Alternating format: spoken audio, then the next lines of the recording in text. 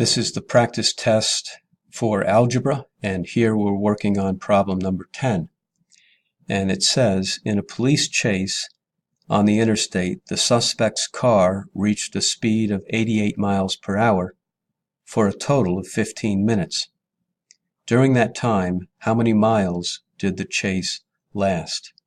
So we want to find out the distance that the car traveled when it was going 88 miles per hour for 15 minutes. And we are given the formula here. Use the formula. Distance is equal to the rate or the speed of the car times the time that it traveled. And then it says if the rate is in miles per hour, then the time must be in hours. And the rate is given in miles per hour, 88 miles per hour. So our time must be in hours. So our first step is to convert the 15 minutes to hours. Now, we can use our formula sheet where we find a formula that says 1 hour is equal to 60 minutes, and we set that up as a ratio.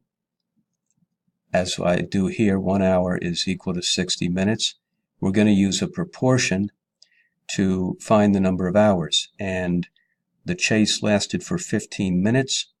We're going to put that on the bottom because we have minutes on the bottom over here.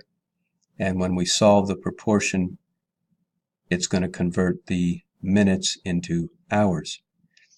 And to solve a proportion, we always find the two numbers across from one another. 1 times 15, we multiply them, and then we divide by the leftover number. 15 divided by 60 gives me 0.25 hours.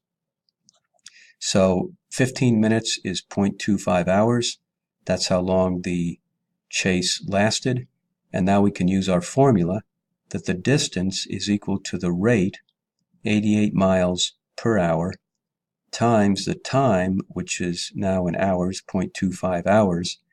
And we get the answer, which is 22 miles.